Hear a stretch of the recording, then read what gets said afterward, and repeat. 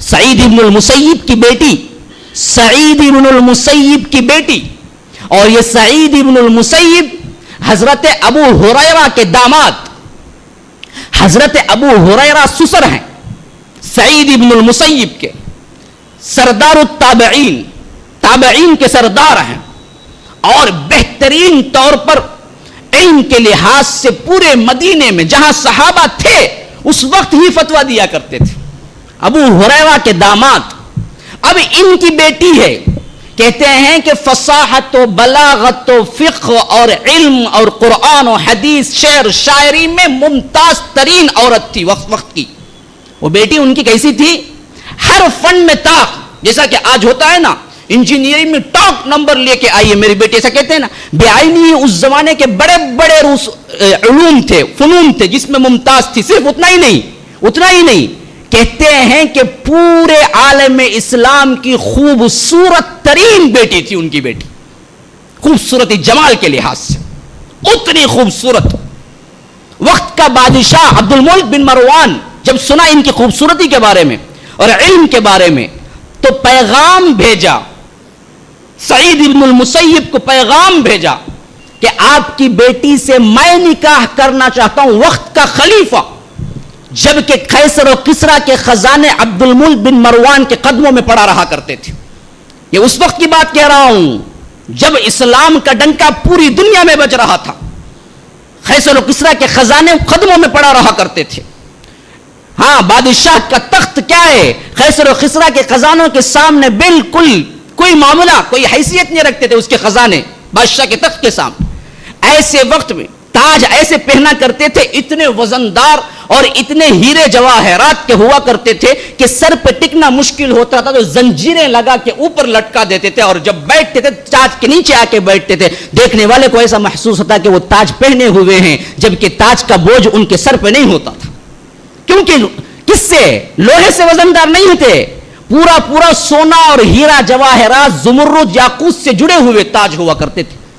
یہ دولت تھی جو آنکھوں کو خیرہ کرتی تھی۔ ایسا دولت مند اور عالم اسلام کا سب سے بڑا بادشاہ سعید ابن المسیب کی بیٹی کے لیے پیغام بھیجتا ہے تو سعید ابن المسیب ٹھکرا دیتے ہیں۔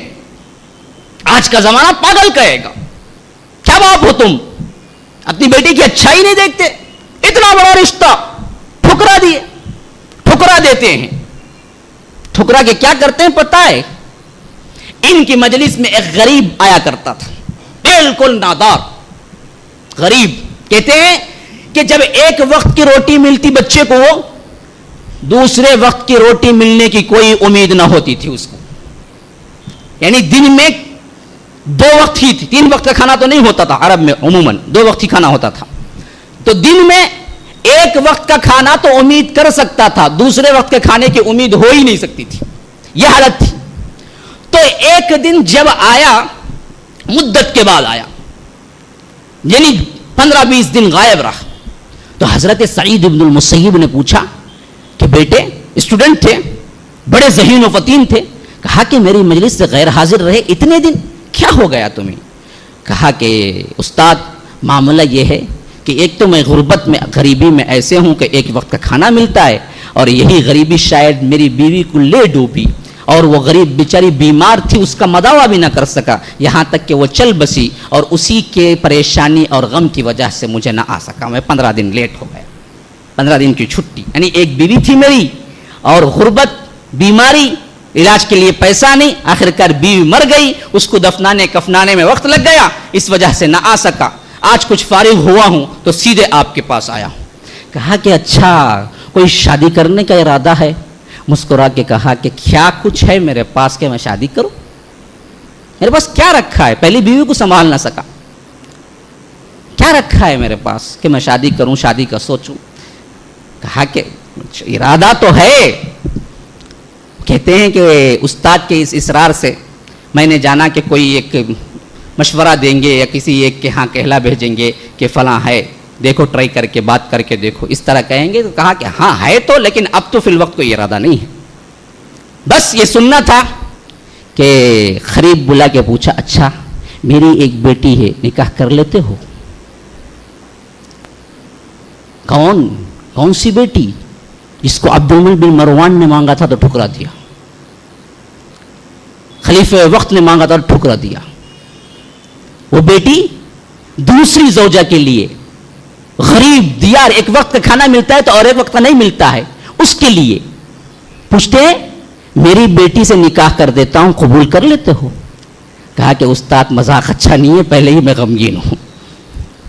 कहा कि मजाक नहीं है, ये मजाक नहीं है, तुम अगर राजी हो तो अभी मैं निकाह पढ़ाने के लिए तैयार हूं, अभी। हां, दिल से बात कर रहे हैं, ऊपर शराफत के पर्दे ढांपने के लिए नहीं। बस मैं शर्म से सर झुका लिया। वो कहते हैं कि मैं शर्म से सर झुका लिया।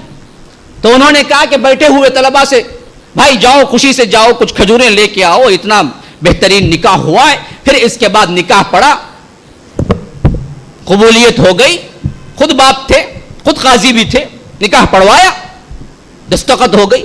वो कहते हैं कि मुझे तो ख्वाब लग रहा था, यकीन ही नहीं आ रहा था, ये क्या हो रहा है। मैं तो महसूस कर रहा था हाथ में हाथ रख के, कहीं मैं क्या ख्वाब तो नहीं देख रहा हूं, मैं बेदार तो हूं।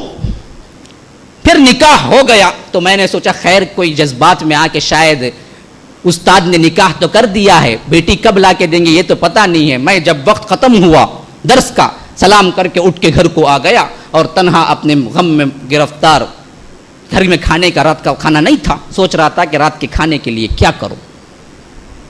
तो इतने में दस्तक हो रही है, दस्तक। मैंने सोचा कि इतनी रात गए कौन है, मेरे पास तो कोई जान पहचान का भी नहीं है। ये सोचते हुए दरवाजा खोला तो सामने एक दोसीजा खड़ी हुई है, बिल्कुल बापर्दा बुरखे के अंदर। हजरत सईद इब्नुल मुसय्यिब साथ में खड़े हुए हैं। कहें कि ये तुम्हारी ज़ौजा है, मैं लेके आया हूं तुम्हारे घर को। कहा कि उस्ताद बुलवा लेते, खिदमत में मैं खुद पहुंच जाता।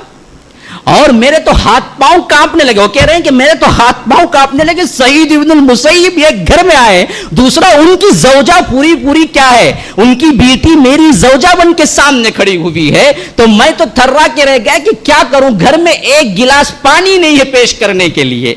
मैंने जल्दी अंदर बुलाया, बिठाया तो उन्होंने कहा कि बेटा नहीं, मैं कुछ खाने पीने के लिए नहीं आया हूं, तुम्हारी ज़ौजा को तुम्हें सौंपने के लिए आया हूं। पकड़ो, अंदर जाओ, तुम्हारा घर है, तुम्हारी बीवी है, तुम्हारी जिंदगी है, अल्लाह सलामत रख के तुम्हें दुआ दे रहा हूं, मैं तो अपने घर वापस जा रहा हूं। चले गए। अभी बड़ा तवील है वाक़िया, लेकिन जो नसीहत का पहलू है ये मैं बयान कर दिया। ये थे हमारे असलाफ, हां, ये थी जिंदगियां उनकी। हमेशा इल्म को देखा करो, शराफत को देखा करो। पैसा सब कुछ नहीं होता, पैसा सुकून को बर्बाद कर देने वाला होता है। पैसे के पीछे मत जाओ, शराफत, इंसानियत देखो, इल्म देखो, अखलाक देखो। हां, गरीब हो कोई मसला नहीं, तुम्हारी जिंदगी दुनिया के अंदर जन्नत बन जाएगी अगर तुम्हें सही बीवी मिल जाए। फरमाया दुनिया मताउन, दुनिया बरतने की चीज है, दुनिया बरतने की चीज है। दुनिया मताउन व खैरु मताइ दुनिया अल मरअतु सालिहा। और याद रखो पूरी दुनिया में सबसे बेहतर चीज जो तुम्हें अता हो सकती है वो नेक बीवी है तुम्हारी। ये मिल गई, कायनात मिल गई। ये न मिली, कुल कायनात रहते हुए तुम्हारा घर जहन्नम है।